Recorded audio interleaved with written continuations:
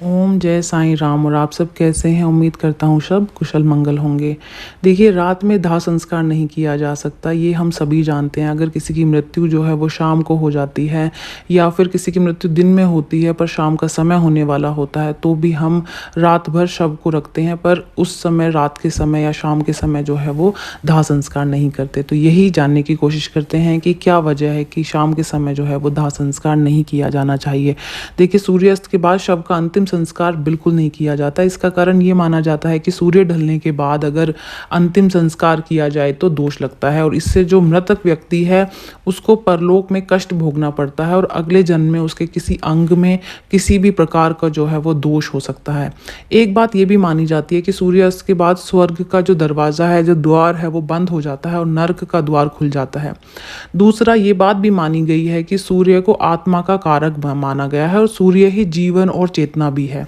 आत्मा सूर्य से ही जन्म लेती है और सूर्य में ही विलीन हो जाती है। सूर्य जो है वो नारायण का रूप है और सभी कर्मों को देखते हैं, जबकि जो चंद्रमा है वो पितरों के कारक हैं और ये पितरों को संतुष्ट करने वाला है।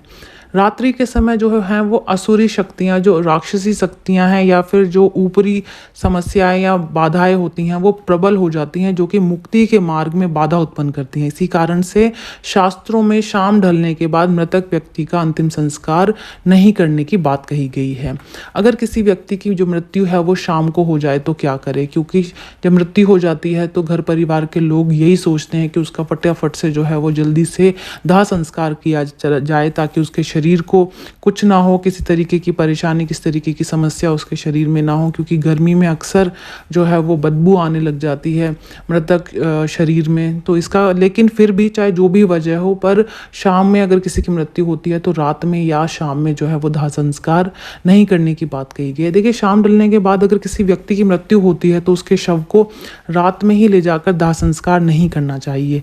ऐसे व्यक्ति के शव को आदर पूर्वक तुलसी के पौधे के पास में रखना चाहिए या फिर उसके ऊपर कुछ तुलसी के पौधे आपको रख देने चाहिए अगर तुलसी का पौधा घर में नहीं है। और शव के आसपास जो है वो दीपक जला के रखनी चाहिए। आप सरसों के या फिर घी का जो दीपक है, तेल का दीपक, उसको आप जला कर रखें। और शव को रात में कभी भी अकेले या फिर वीराने में नहीं छोड़ना चाहिए। मृतक व्यक्ति की जो आत्मा है वो अपने शरीर के आसपास भटकती रहती है और अपने परिजनों के व्यवहार को देखती है, इसलिए परिवार के सदस्यों को मृतक व्यक्ति के शव के पास बैठकर भगवान का ध्यान करना चाहिए ताकि मृतक व्यक्ति की आत्मा को शांति मिले। शव को अकेले नहीं छोड़ने के पीछे एक कारण ये भी बताया गया है कि शरीर को छोड़कर जब आत्मा निकलती है तो शरीर एक खाली और एक वीरान घर की तरह हो जाता है और इस खाली घर पर कोई भी बुरी आत्मा अपना अधिकार जमा सकती है। देखिए, जो बुरी आत्माएं जो विचरण कर रही होती हैं वो हमेशा एक शरीर की तलाश में रहती हैं जिस पर कि वो कब्जा कर सके। तो इसलिए बुरी आत्माओं से शव की रक्षा के लिए लोगों का आसपास में होना बहुत ज़रूरी होता है